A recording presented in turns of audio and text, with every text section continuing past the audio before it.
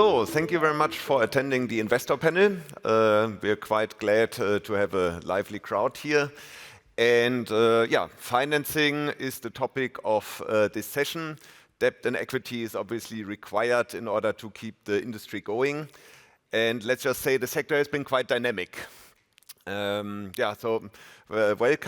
I'm the moderator of the session. My name is Lars Riegel.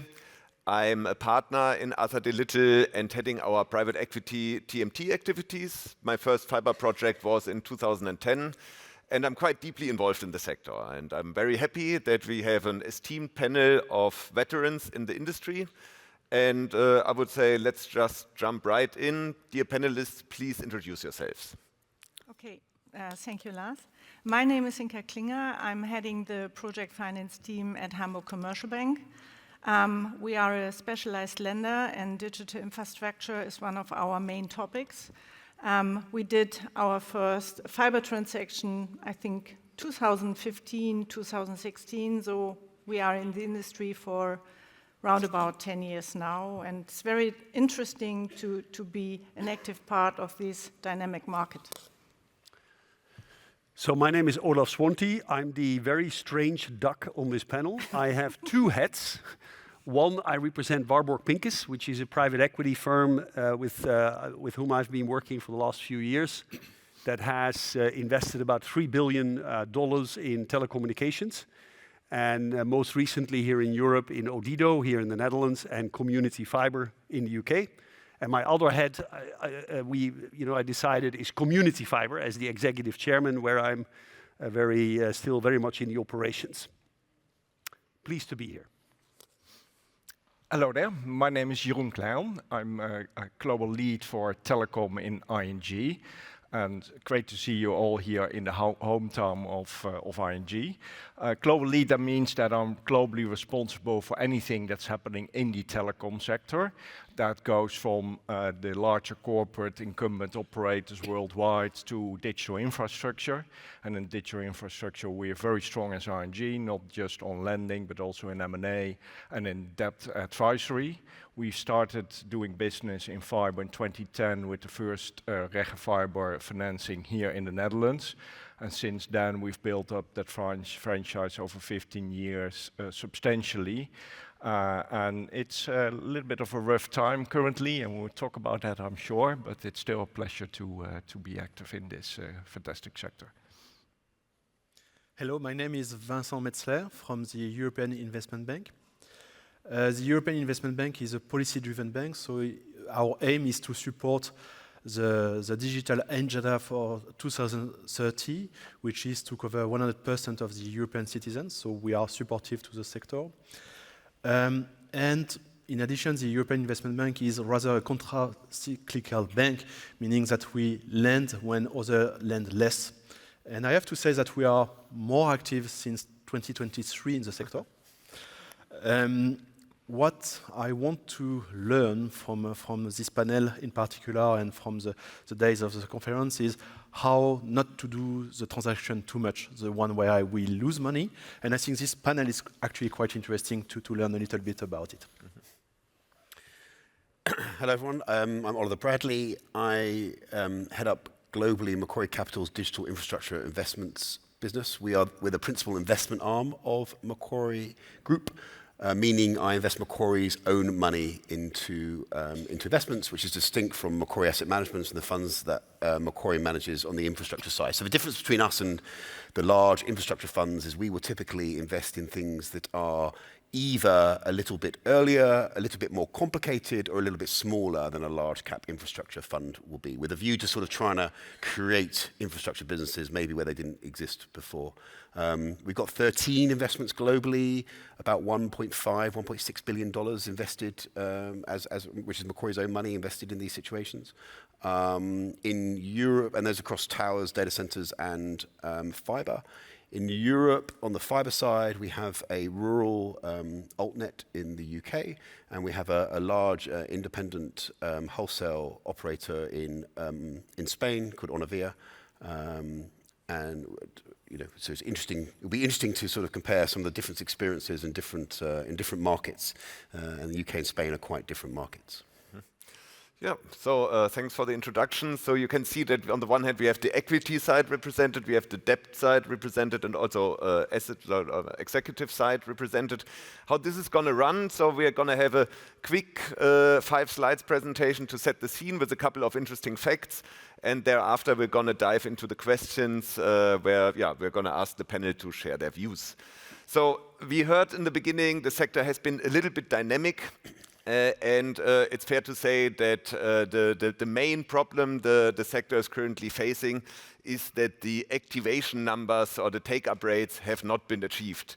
So when I look at the graph on the left side, it looks a bit like my New Year's revelation. So it hasn't really come, it hasn't really happened to the full extent.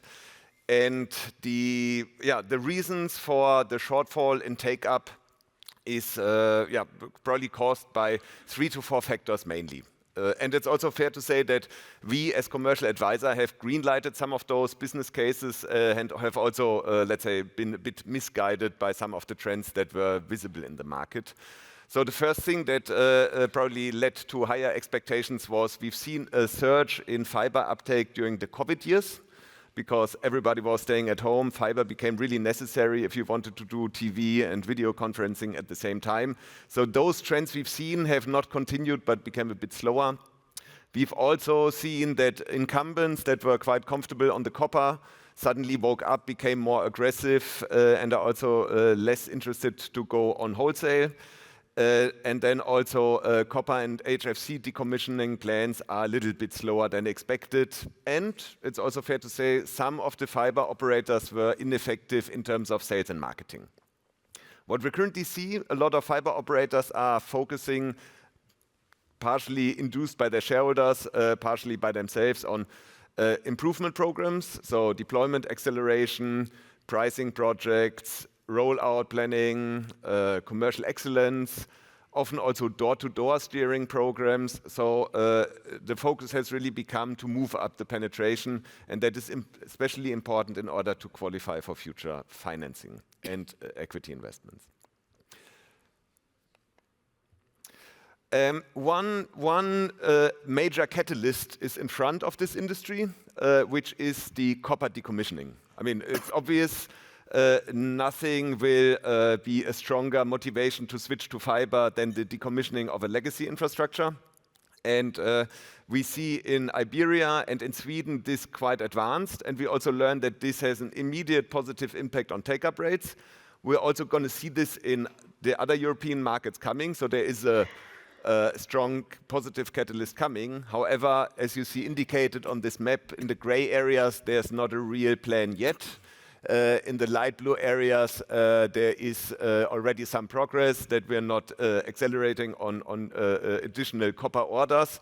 And in the dark blue areas, the network is already starting to be decommissioned.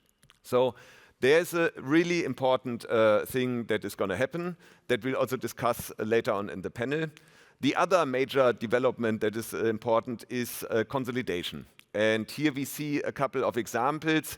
Consolidation is happening basically on 2 dimensions. On the one hand, we have a lot of neighborhood LAN players that are being consolidated into some of the altnets. But what is even more important is larger altnets consolidating into larger altnets to become nationwide altnets. And so that is a development also to be discussed later on in the panel that is quite interesting. It will create economies of scale and synergies. So in general, it's going to be a positive thing. At the same time, there will be winners and losers. And I'm really quite curious about the perspectives of the panel on that point. What has happened on the M&A front? A couple of short facts. So we've seen on the left side, and this is data from TMT Finance on the number of deals that we've seen. Light blue is financial investors, where we've had the peak in 2021 when there was a big surge in financial investors getting into fiber. And the dark blue is strategic investments. And we see that a lot or a significant part of the strategic investments is also consolidation investments. And so 2023, there was a peak here. 2024 has been a little bit slower in consolidation compared to what we would have expected. And again, later on in the panel, very curious about the perspectives, why this is not yet happening and when it will be happening. One of the reasons that are obvious, and I've already gotten the feedback that EBITDA multiples are actually not the right KPI to look at this, so we'll see some discussion around this later. But again, TMT Finance data shows that the trend here is going down. It has to be said that what we're seeing here is not just fiber, so the number is, let's say, distorted by also copper assets being in the picture here. But it's fair to say that there is a bit of a depreciation in the value of fixed network assets to be seen. And that is on the one hand a bit of a problem, but obviously can also be an opportunity, because a little bit our house view is that we will see companies actually achieving their business plans, really focusing on improvement, what we've seen on the first page. And once business plans of fiber operators are fulfilled, cash generation is extremely high and the businesses are positive. So we could well see that in 3 to 4 years, those multiples are going up again, and then it could be a good investment opportunity now to enter into the sector. Again, we'll hear what the panel will have to say to that. So I don't want to take too much of a monologue here, and this is already the closing view. We've done in our discussions with lenders and equity providers our interviews. And here you have a list of what are the requirements that on the one hand equity investors want to see in order to invest these days, and on the right side what lenders want to see.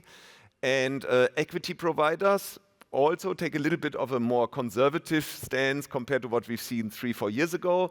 So they're also looking for downside protection that can come in the sense of you have a legacy customer base on copper in which you're then, let's say, deploying fiber, and you basically have a continuous cash flow. You want to see volume guarantees from anchor tenants or high pre-marketing rates. So all of that is an effective downside protection even for an equity investor. And also very important, inflation indexation in either the residential, like in the end customer contracts or in the wholesale contracts. For the debt provider sides, you can see it's a little bit different. So they are obviously historically also focused on downside protection, but here we see them getting more into the details of the businesses. So really saying, did the company historically achieve its plans on various KPIs? But specifically take up and deployment, and also CapEx accuracy. So companies that have discipline in their planning and achieve their plans, they are still getting debt, and also the ARPU realization or the potential to increase the ARPU is important. So that is the intro. I hope those facts were interesting, and now we go into the panel discussion. And the first question is a little bit the bridge from what we've seen. So maybe we start with Inka. So in 2025 and beyond, for the investments that you are having, what do you want to see in asset management? Yeah, so as we have been active for quite a while in this industry, portfolio management is kicking in. That means that fiber limit has been set in relation to the total portfolio of the bank and the balance sheet of the bank. That means we have to manage our portfolio very actively to create space for new transactions.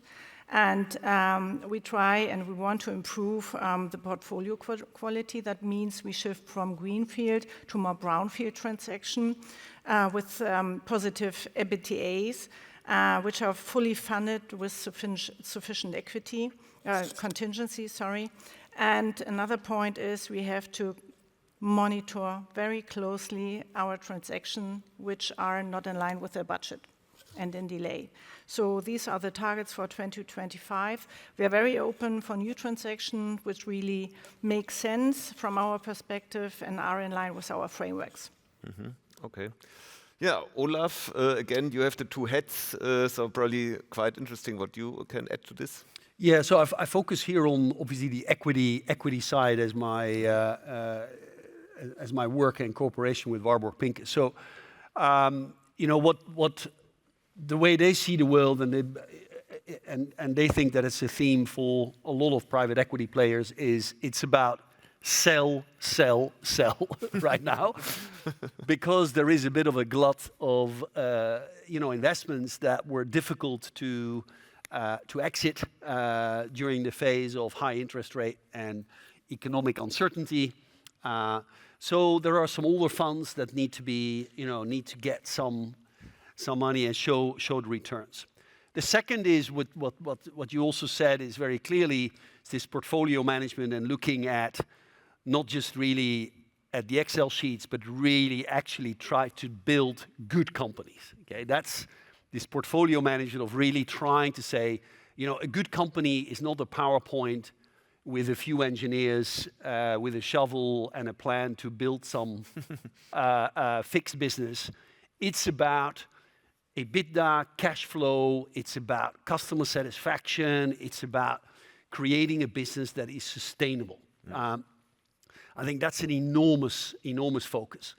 And then there is also, from the PE side, capital available, absolutely. There is a lot of not used material out there, and the challenge is a little bit to find, of course, the right things. And currently in Europe, there is a lot of stuff in telco that has a bit too high expectations around pricing. So that's kind of the three things that I could say here. But I'm sure it's very compatible with some of the other thoughts. Okay.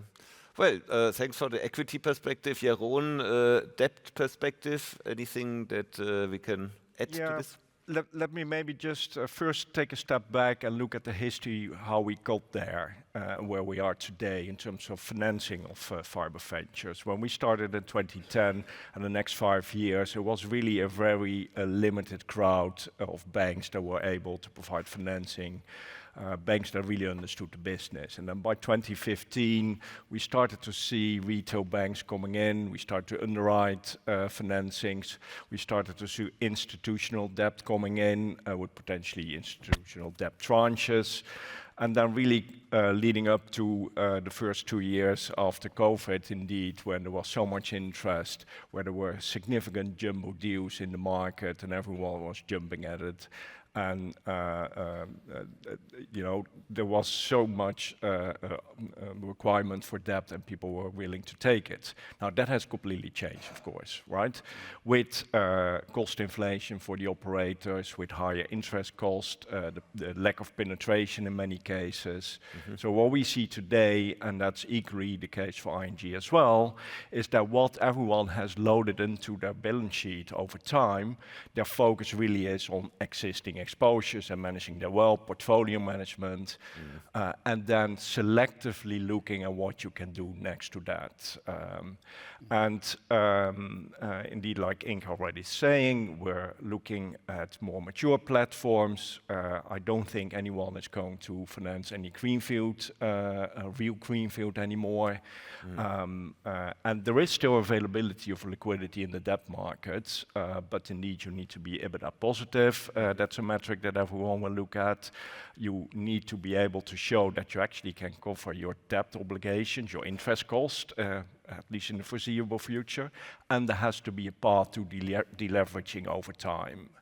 If you don't have that, then it's very tough to attract any debt at this point in time, and that's the same for ING's own balance sheet, right? We will focus on our existing clients first, and we will only look at new clients if there's really exceptional circumstances.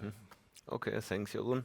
Okay, then Vincent, you said it before that at the moment you are more active than previously, and probably you are one of the other resorts new platforms could turn to. No, indeed, and I perceive the European Investment Bank as a late joiner, and you mentioned that ING did a brilliant work by starting very early on compared to us.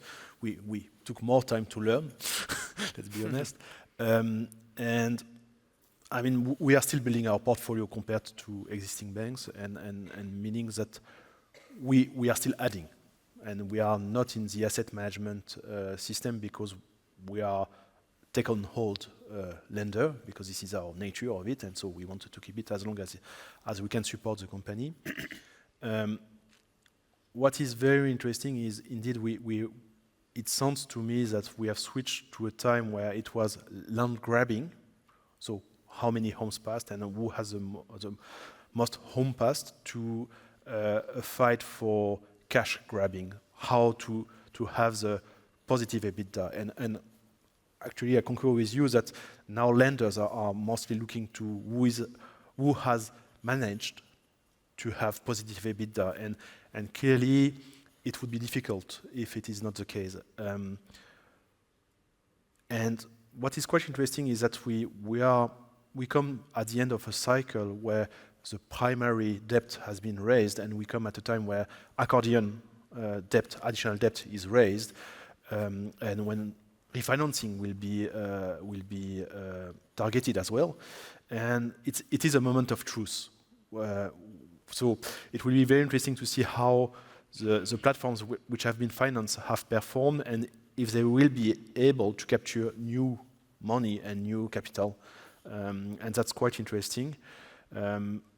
I note that in 2024 there were some very successful additional financing, and I'm very optimistic about the market. Mm-hmm. All right. Yeah, lots has been said. Oliver, anything? Which is all very very consistent. I mean, the story of moving from that COVID era, free money, suddenly digital infrastructure was performing when other infrastructure classes weren't. But that free money point actually is probably the biggest thing, is because it had two effects. One, capital was hugely available, so a big focus on spending it to land grab, as was said. But also because money was so cheap and discount rates were so low, then it didn't matter so much that all the customers were coming in the future. Yep. So just build, cash comes later, we don't need to worry about it for now. Now, obviously, as interest rates go up, the reverse becomes true, and suddenly, suddenly that's what everyone needs to focus on. And so I think it's absolutely the case, and we've seen it time and again in the graphs on Lars's presentation and then the FT in Vincent's presentation this morning around the difference between homes passed and take-up is quite stark. And we haven't done a good enough job in bringing people with us and explaining the benefits of fibre. I think different markets are different, but speaking of the UK, where obviously I'm from, too much focus on speed. Not enough focus on the other benefits and the reliability of fibre and that sort of thing. People don't quite understand why they need it so much, and so it's more of a sales job. But absolutely, big focus on now commercialisation, and as we will come on to, consolidation, because in some cases, part of the inefficiency is there are too many networks, and scale. Really, these businesses really do benefit from scale. So, as you double the size of your footprint, you're not doubling the size of your cost base. As you double the size of your customers, you're not doubling the size of your cost base. Mm-hmm. These are businesses that really benefit from scale. So if you can do that, and the benefit of doing it through consolidation, which will come on through, I guess, is that you don't necessarily have to lever yourself up or pay cash. You can merge in a cashless way and get scale that way. But I think in market scale is the other sort of focus, as well as that commercialization. Okay. Well, then summing it up, it's a bit really being disciplined on the cost side to become EBITDA positive. For greenfield operations, it's challenging, but so then also Olaf, it's essentially also to have just a good business that holistically operates well. So that's probably not mind-blowing revelations, but the focus has shifted a bit from the early days where it was just about growing, being fast, deploying. So now for management, it's going to be a bit more challenging to cover all angles. Yeah, so I mean, then the question with a bit of a different spin, and maybe just like, I mean, there's a lot of fiber operators here, they'll be interested. So if you're now being presented with a new investment, so what are maybe the 1-2 things that need to be there? Yeah, Inka. Yeah, so Oliver mentioned a lot of them, but from our perspective, it depends on the markets, but we would like to see fully funded plans. We'd like to see sufficient track record, ability to activate, cost discipline, as already mentioned, and flexible management of the own organization. I think it's very, very important. And going forward, it is also the management of the churn rates. Okay, I can already see the management with the checklist having quite a lot of things. Yeah, and I think nowadays we would like to see other KPIs. So in the past was more homes KPIs. passed, more KPIs, other KPIs, and going forward, and currently it's homes activated because you don't generate any cash with homes passed. But we've heard several times during the last 2 days, I think. Yeah. Okay, so that's the debt perspective, the equity perspective again. Yeah, I mean, obviously, and I mean, a little bit biased because Warburg has been investing in community fiber, and they will look at that success story. And in some ways, that success story is all about an old net that from the beginning is focused on customer satisfaction. Okay, so a lot of old nets, and nothing against engineers. I love engineers, and they're very, very important. But old nets, especially out of the Corona period, were led by engineers to build, and then the valuation was how many homes have you built, and there is a price per home that you have built. Now that is absolutely not the case anymore. So we would be looking at companies that have a management team and a set of processes and capabilities that is fundamentally in a different corner. And I wouldn't even say only sales, because sales is, you know, you can sell and you can build take-up if you make it incredibly cheap, but you need to have a capability to generate durable customer satisfaction. Because this business is, it's challenging to get a customer. It's nowadays, and you showed it. I mean, you showed it. The difference between take-up rates and what is out there is phenomenal. And I would argue that the key problem is that the industry and most old nets are generating an NPS which is inferior to mobile. Okay. It takes too much time. In the UK, it takes 2 weeks to get a connection. Can you believe that? I mean, we do it in 48 hours, but on average, 2 weeks. Okay. Pricing is still very high because of back books from the incumbents. So they have a problem trying to drive to the thing. And then services, I'm also working in the Netherlands. You know how many phone calls it takes to connect a customer? How many phone calls in an installation process? Like benchmark. So people say, oh, this is really good. This is really good. 4 phone calls minimum. Wow. I mean, that's more conversations than I have with my brother over, you know, it's ridiculous. This industry has to focus on driving customer satisfaction. Yeah. So I don't want to get too long here, but so this is what we are looking at with Warburg, is finding companies that have that fundamental capability, or if they have low cost build, great, tick. Yeah. Okay. And we think there are the ingredients to do the other part, the sales and service. Okay. It will be very interesting. Well, yeah, interesting perspective. Thanks for sharing. Jeroen?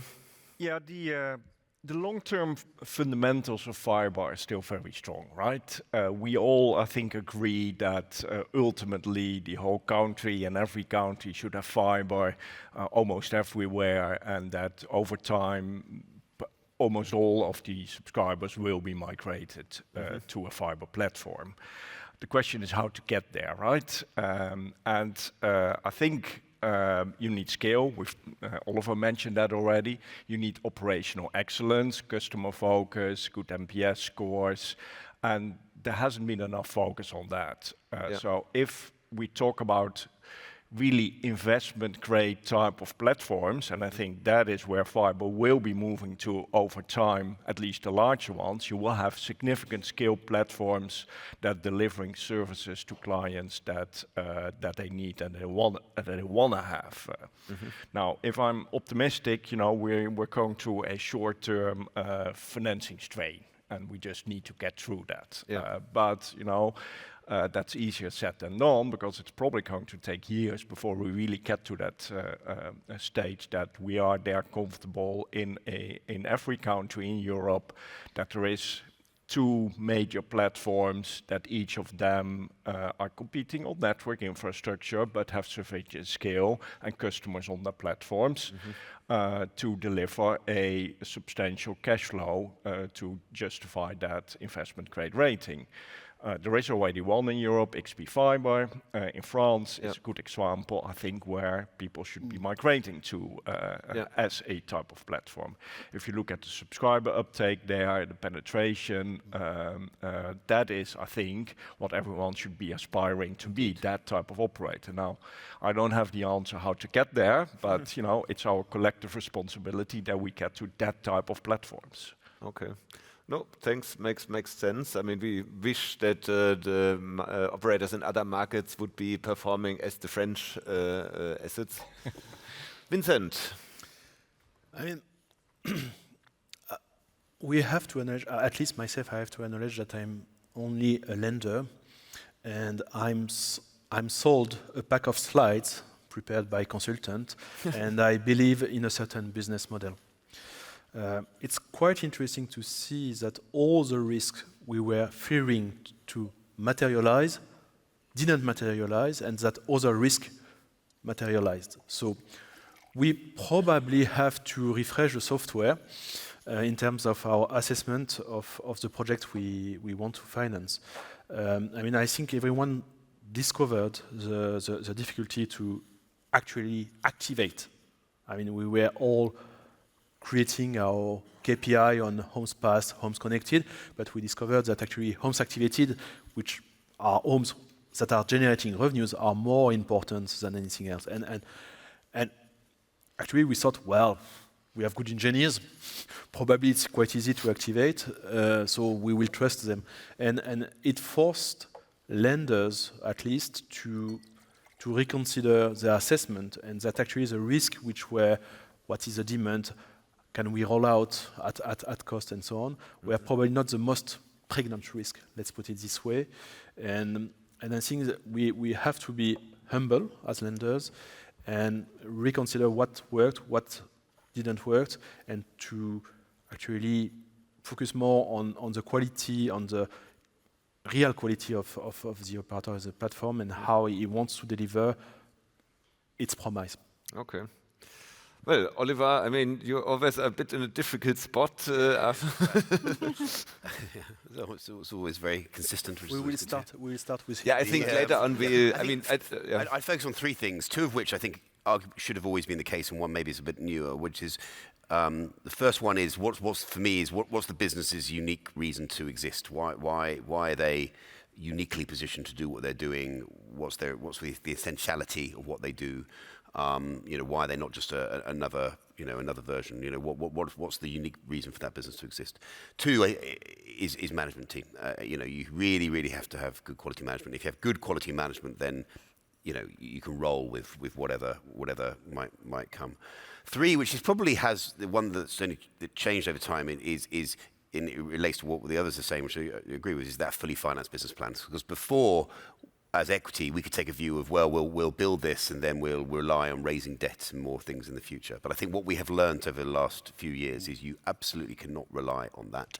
And you have to be able to have it in your own hands. You know, you have to have size the equity appropriately, size the debt at the start appropriately, that there is enough funding there that if you can't sell or you can't do anything for whatever reason, if the market closes, you can survive. That's really important. Okay. Yeah. So it's getting for the fiber operators in the audience. I'm sure. I mean, these are the people that are investing, and so the criteria are evolving.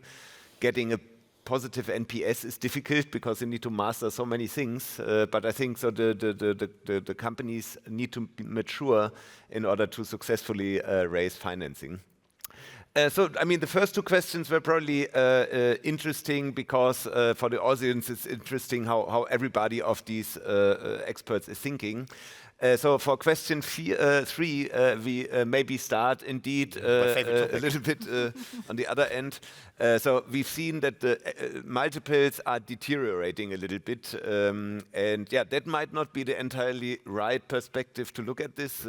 Oliver, maybe you could provide your perspective. So I get a bit excited about EBITDA multiples because my general view is they are not completely, but fairly irrelevant in our space. And more precisely, I think people should need to think of them as an output, not an input.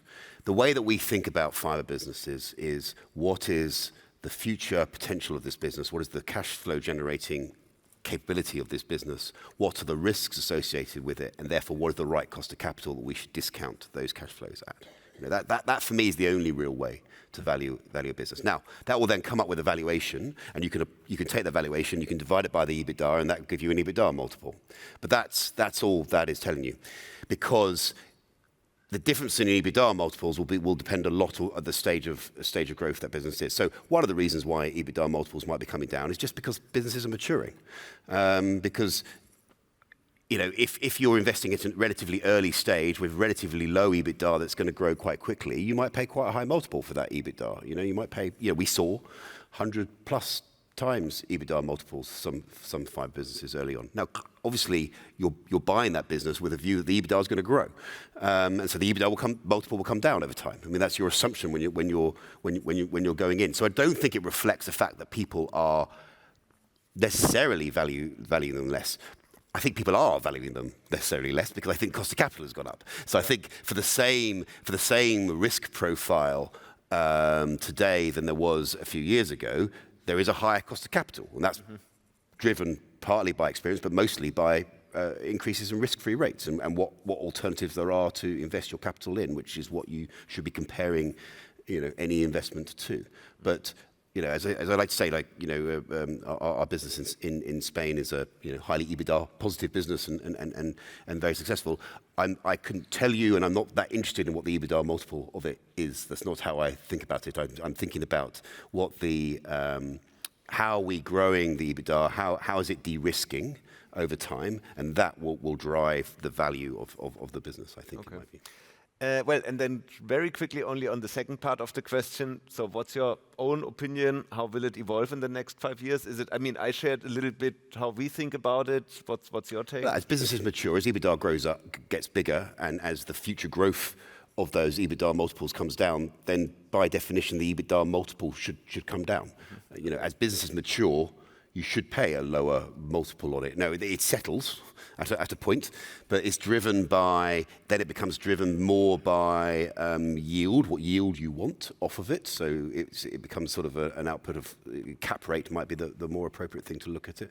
And again, as it stabilized, you know, maybe the cost of capital has come down for that picture. But so, you know, it wouldn't surprise me if EBITDA multiples come down from a high level as businesses mature. Okay. But it doesn't mean they're valued less. It just means the EBITDA is higher.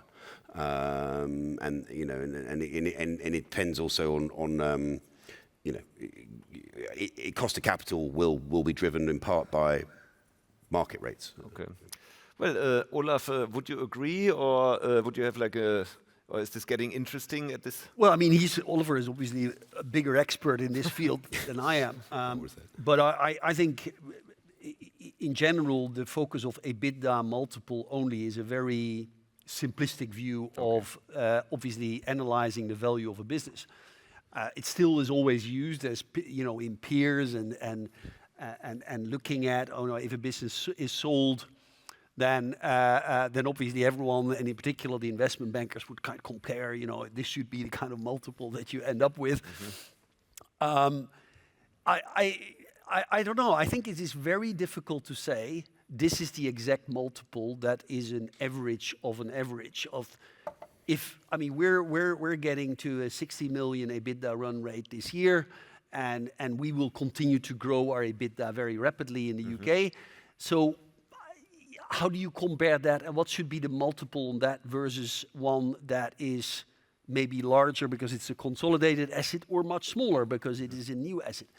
Honestly, I can't really answer. Okay. But what I do think is important is, if you want to build a great business, don't focus on the, focus on EBITDA for sure. Yeah. Focus on EBITDA percentage as well. You know, there is a lot of old nets out there that have a relatively inefficient model, you know, with a lot of people and a lot of processes and no outsourcing. Yep. And then focus, of course, on how fast can you get to cash flow positive. Because in the end of the day, I mean, all the old nets in the room are probably sitting with a lot of debt as well. It's expensive with these interest rates, so you need to focus on cash. And then the last is just pure growth. So whatever that actual number is, in the end of the day, if you can't demonstrate that EBITDA, that actual EBITDA flows from 60 to 100 to 150, you will get a very low multiple for sure. Yeah. You know, so that's how I look at it. I think it's Okay, Jeroen, you Yeah, if I can put the perspective of a banker in here, there's two assumptions in this question. One, that you're EBITDA positive, which is in itself a brave statement, and two, that every EBITDA is the same, which is also clearly not the case.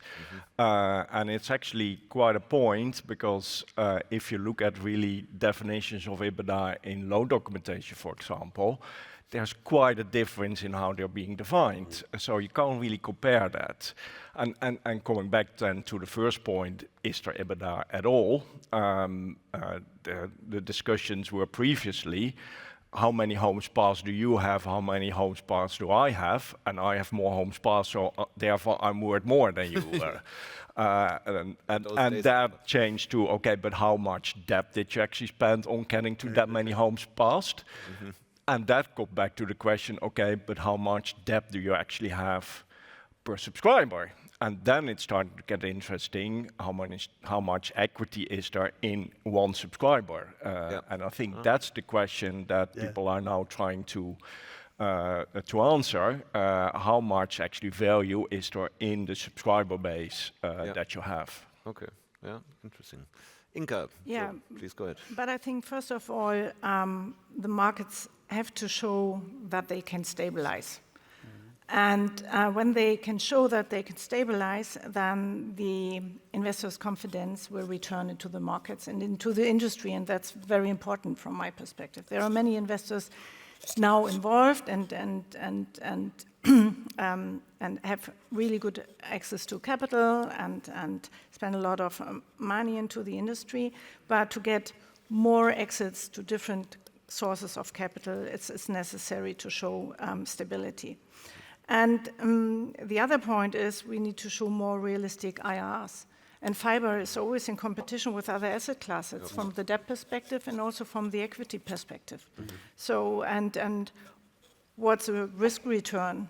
This is one of our key questions we have to answer when we decide is, do we want to support a transaction or not? And we do not have to forget that. And there are a lot of many attractive alternatives in the markets at the moment, like data centers, for example. So what's the better investment? What choice shall we make? And the third question we have to answer, there are many small players in the market, in many markets, especially the UK market and also in Germany. And I think we need to see, and we need to start consolidation there, and we need to see mergers that we have more relevant units, and then it's attractive to sell. Okay. All right. Well, that is already a good transition to the consolidation topic, and then let's. Just one thing to add, because I do get very excited by this topic, as you can tell. But what you touched on there is actually the accounting. EBITDA is just an accounting number. You know, as infrastructure investors shouldn't care too much about accounting. We should care about cash. If you sell a 20-year ROU, that's going to be, the revenue is going to be recognized over 20 years, but the cash was received in year one. If I buy that in year 3, the fact that it got EBITDA is not very helpful to me if the right. cash is already gone. But anyway, sorry, I will let it go now. The EBITDA. But Move on. So the focus on cash is a valid point, so that's understood.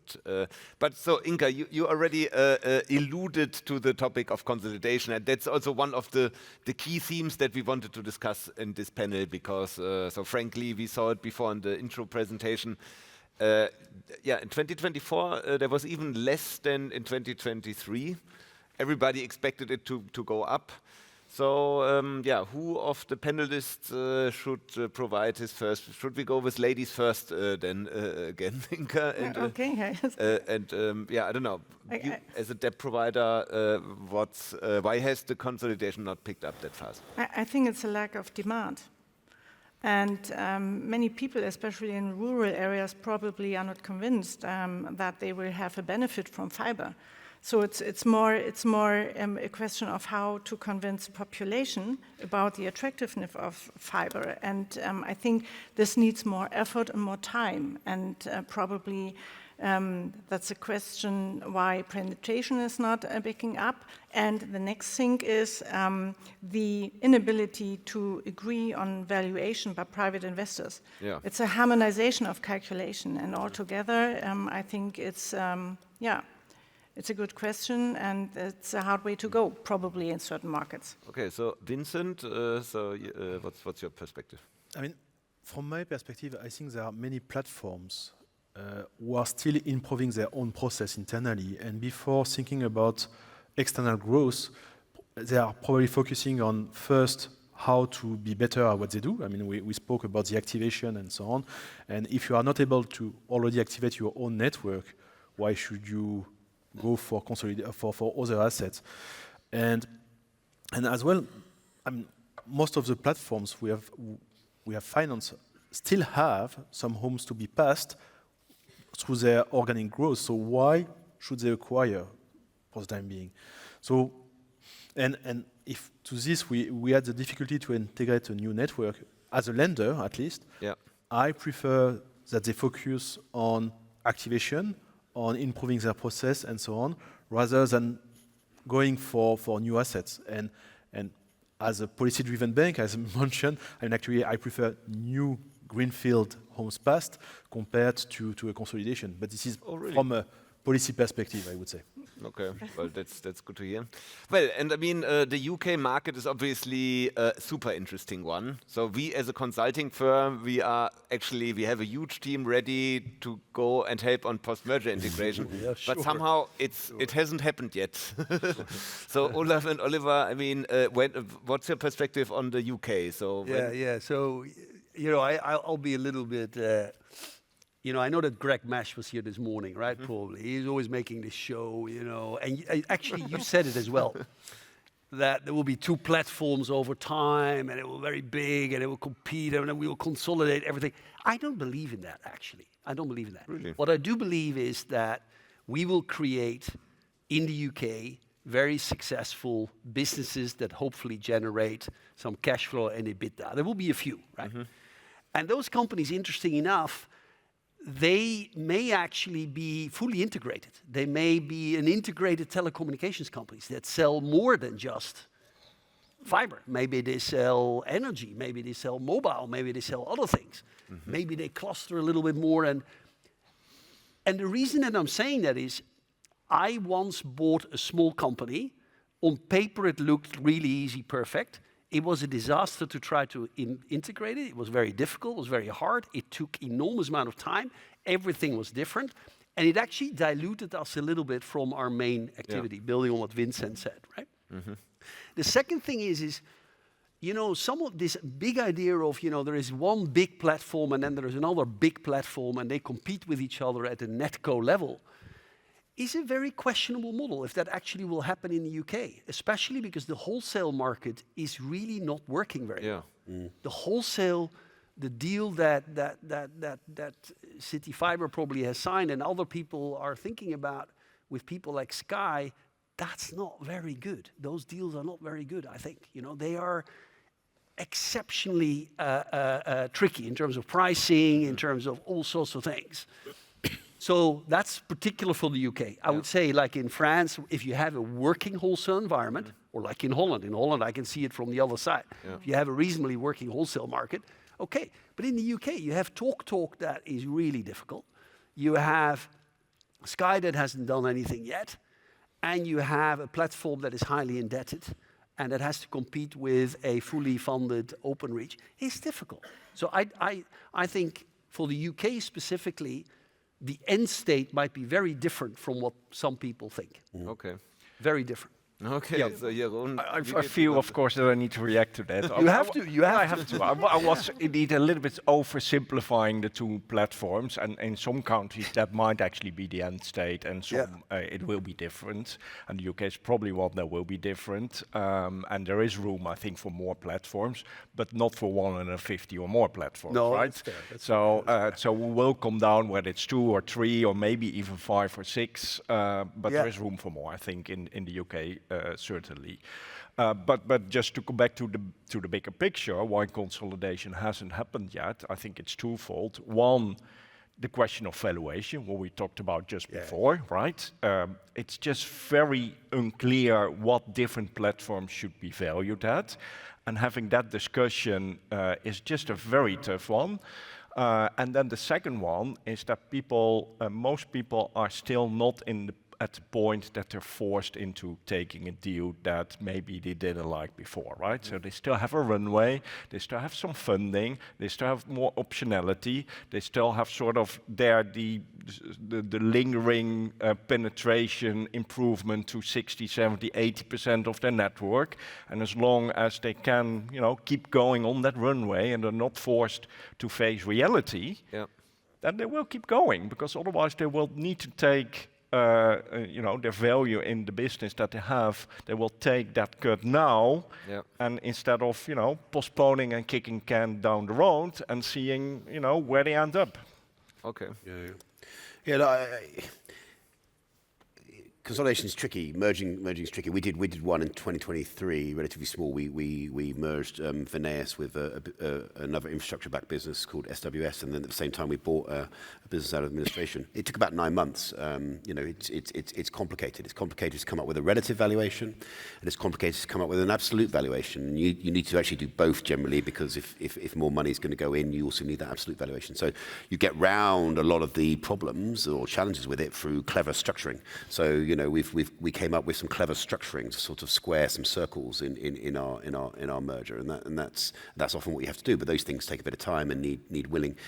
To your own point, I think it's particularly acute. That point about not having to do it, I think, is quite particularly acute. And you've got a lot of infrastructure investors, and you read a lot about what's the secret sauce of private equity is you don't market to market, and people have got these things marked, and they don't want to market to market, and I think that creates a bit of inertia. Now you get round that by saying, well, if your thing's valued X, then my thing's valued, X plus 2, and you all sort of kid yourself that that's the real value, and maybe that's the way to do it. But I think that is part of the issue. I think, but different markets are different. Spain had, when we first invested in 2019, over 400 different networks. I would say that's probably a little over 100 now.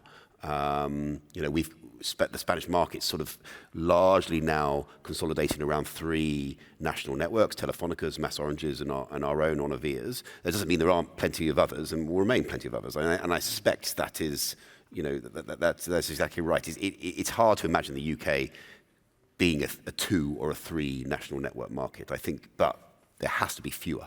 I buy that. I mean, there were 96 alt nets, I think, a few years ago in the UK. And now there are really very, very few winners, and there's a lot of question marks. And obviously those question marks, something will happen to them. And I agree, but I find it hard to immediately believe that you end up with 2, and that you get this natural separation in the UK of Netco and Servco. Because that's the other point I'm making, is that we don't have that wholesale culture so much in the UK that you see. Exactly. Like Spain has a really good wholesale culture. People wholesale off each other. Vodafone wholesales off Telefonica. Telefonica wholesales other people. It doesn't happen in the UK. Exactly. Mm-hmm. Okay, so we hear on the one hand, it's very difficult to merge. We hear lenders also saying, look, if you can deploy on your own, why go into the risky business of a merger? And but something will need to happen for some of those players. And I mean, the next question, and we alluded a little bit to it, is let's dig deeper a little bit on this point, because there's a lot of operators here, but also investors that are thinking about, okay, how is this going to play out? And it's obvious there will be winners and losers. So what constitutes, what constitutes a winner and what constitutes a loser? And maybe again, I mean, Olaf, you have an operator. It's well managed. You are financially sound.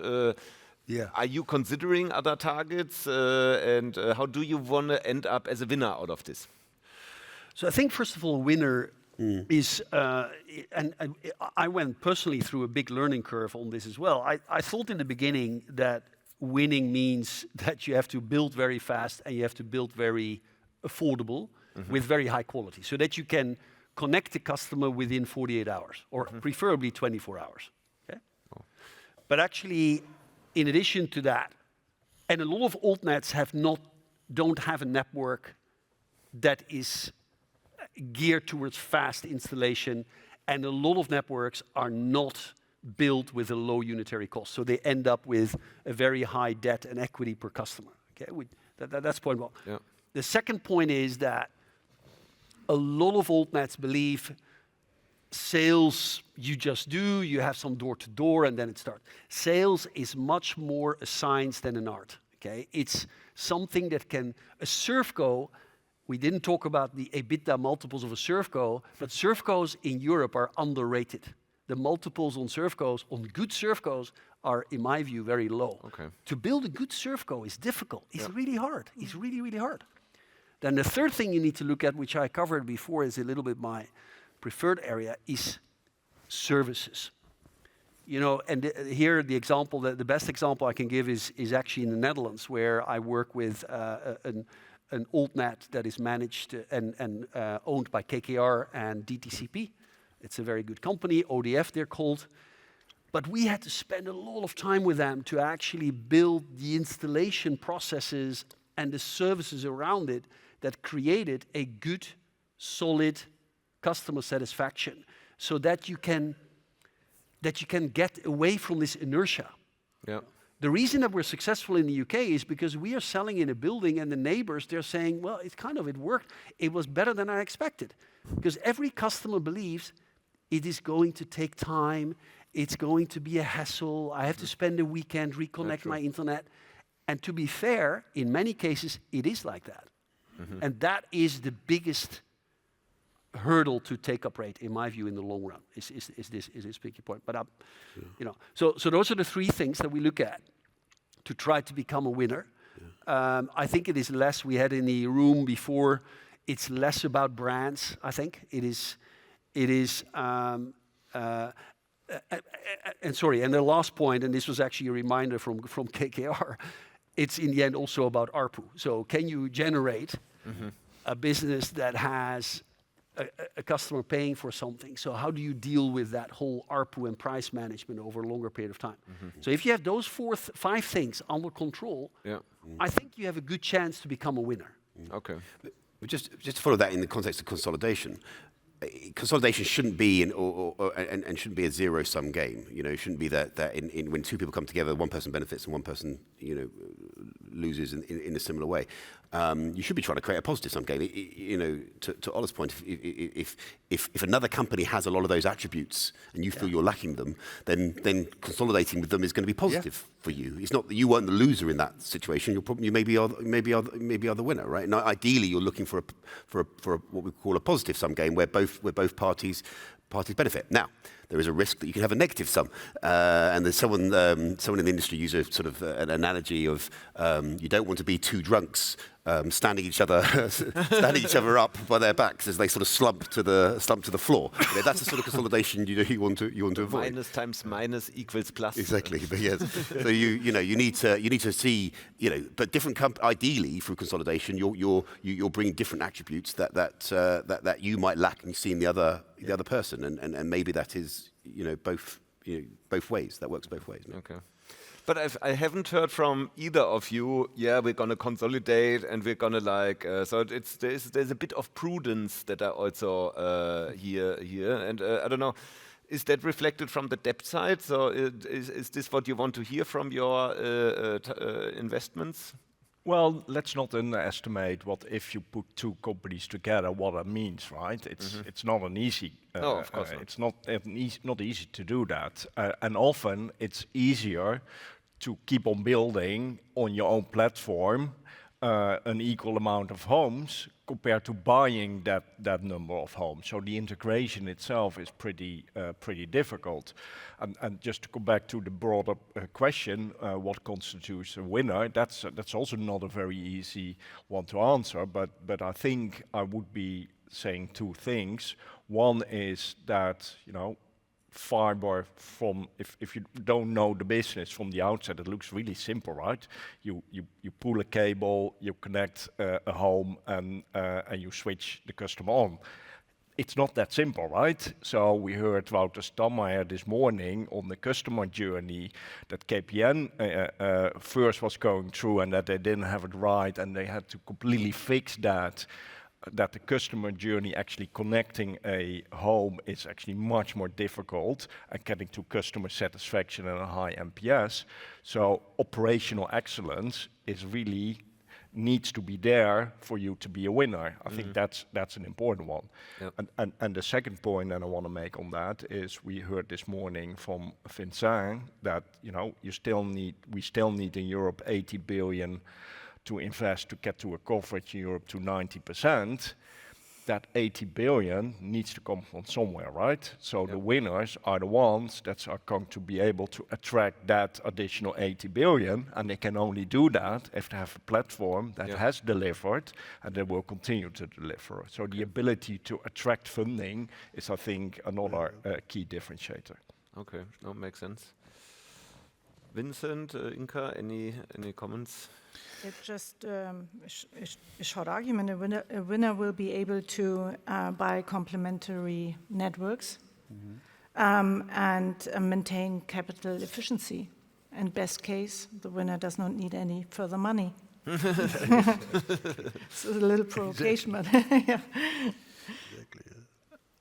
I mean, I like what you said about how can you translate basically the key success factor from one company to the other.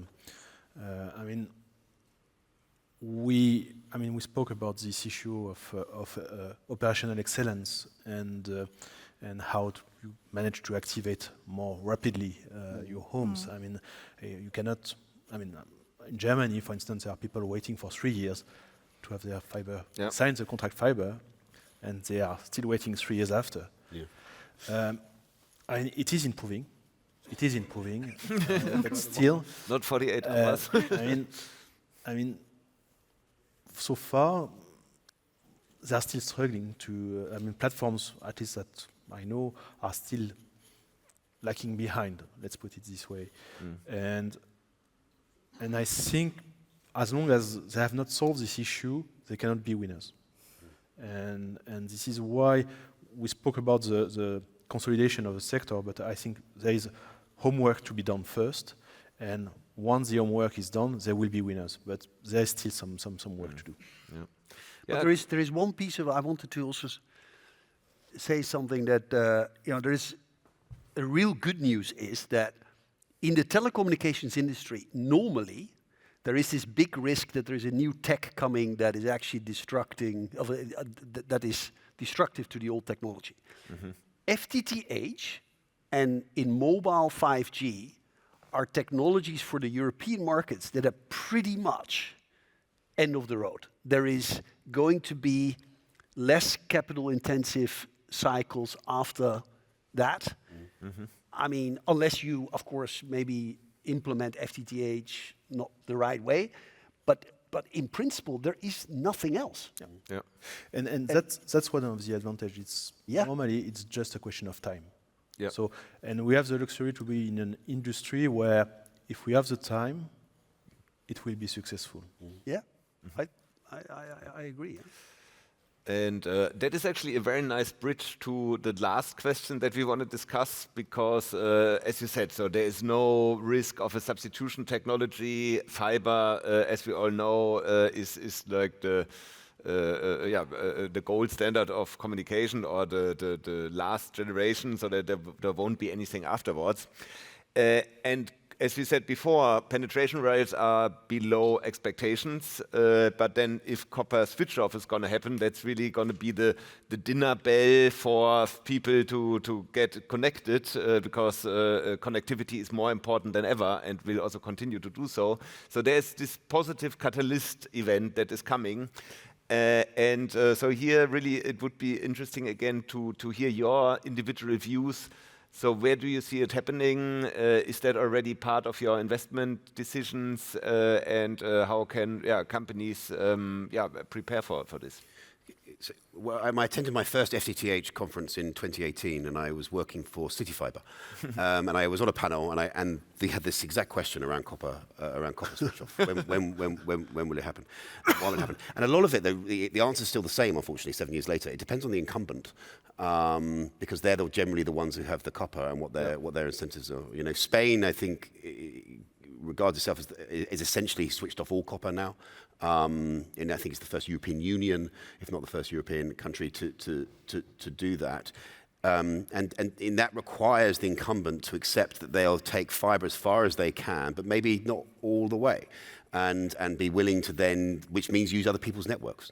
You know, and that's a decision that Telefonica has taken in Spain, which has enabled them to get to that position, and I think it's very, very good for the market.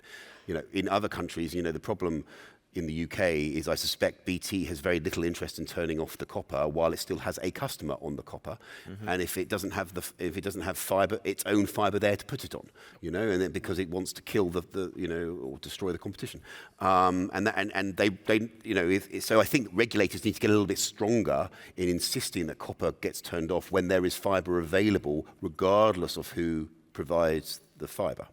And that was the answer I gave in 7 years ago. And it's still, nothing has changed. I mean, I would like to be a little bit provocative on this one, based on what I learned during these 2 days. I wonder if it is necessary, and I'm sure that some people will, will react to this. But I was surprised to see the penetration rate in France of 75%. Yeah. And actually, listening to the different panels, and copper is not switched off in France, to my knowledge, will be, but is not yet switched off. And I learned two things from the different panel to which I assisted. The one is it really depends on the political will, and I think it was a message from FiberCop. If the political will is there, it helps, and without any switch off, but just because you have town halls, meeting, and so on. And the second one, which is even more provocative, I mean, it's a question of price. I mean, and this was, I think this was Free mentioning this, that, well, they offered FTTH for the same price as copper. And this is why in France currently you have 75% of penetration rate. So. Yeah, I'm with you. I think it can drive indeed the move towards fiber. There is definitely some of that, but should it really be necessary? You know, fiber should also rely on their own strength, right? That, you know, it's superior technology, and let's make sure that customers will want to come onto the fiber network. And then when I speak to more incumbent operators, they keep telling me, and you know, love to hear your answer to that if you have one. But there will be pockets in certain countries where there's no alternative fixed network but copper, and where also in 5 years it's still not viable economically to put a fiber line there. So as long as we have these pockets, you know, why switch it off? There's no better alternative in these isolated areas. You need it needs a bit of government intervention. Spain has done it. Yep. And they've got there's pockets that don't have fibre, and they find other technologies. There's gigabit fixed wireless technology that is there now as well. There's lots of technologies. I think the reason to do it is because there's environmental reasons to do it. There's cost reasons to do it. But also, I just think it's confusing for people. The problem in the UK is that fibre to the cabinet was often just sold as fibre, and so people don't realise they're on copper. They think they're on fibre, and they're like, "Oh, it's not very good though, is it?" It keeps going wrong. So no, that's the copper bit. So there's lots of. No, I understand. I understand that the argument's a bit more nuanced than I probably make up, but I do think there are solutions. Yeah. No, I would agree. So switching off copper or requirement to switch off copper in itself should not be taken in isolation. It's a whole package of regulatory measures that you should be taking to get to that point, right? The question should be, will copper and cable switch off happen in? Yeah, that's valid. No, but I think on copper, it is interesting. What Oliver also said in the UK in particular is quite funny, because you also have an issue about terminology with customers. So we call them the copper uncrackables. So there is a lot of customers that believe they are on super fast broadband. That's how BT calls their ADSL copper line. Yeah? So they're saying, I'm on a very fast system. Super fast. What could be faster It's than that? super fast. It's super fast. It sometimes is not very reliable, but okay, fine. But it's super fast. Okay? And when I take the flip side, in Holland it's interesting because actually the cable network is pretty good. The copper network is surprisingly strong as well. Yep. But here the terminology has been now very well accepted that customers actually, not everyone, but customers understand, okay, so fiber is actually better. Yeah. And for the environment and energy, etc. And this old stuff is not very fast. So it has also a lot to do with terminology, branding, marketing, and I think that in the end of the day, whether the government will push it or not, I think the markets will go. You will see it happen. I don't think we will need copper switch off to accelerate take-up rates. It would be a nice add-on. It helps. It helps maybe a little bit, but that's what I want to say. And then the second thing is the countries that really struggle with copper switch off, Germany, Greece, and a few other countries. I mean, there actually the problem is much bigger. There the regulation needs to be different in terms of how do you build fiber. Yeah. Because if you go to Germany, I mean, you essentially need, I don't know, you know this better than me, but you need permits left, right, center. You need to block the streets. You need to, it's so complicated. And that will be a problem for the digital infrastructure in Germany in the long run. Yeah, and as long as you have strong and competitive copper products, it's difficult. Well, they are quite strong. So, it's just let's say a zombie technology in a way that is being kept alive, and the question will remain: how will Germany? So it's a big problem in Germany to resolve this. Probably we won't find the answer here on the panel to that question. We also reached the end of our time, so I don't know if this is the best way to conclude on the topic. But first of all, I want to thank the panelists.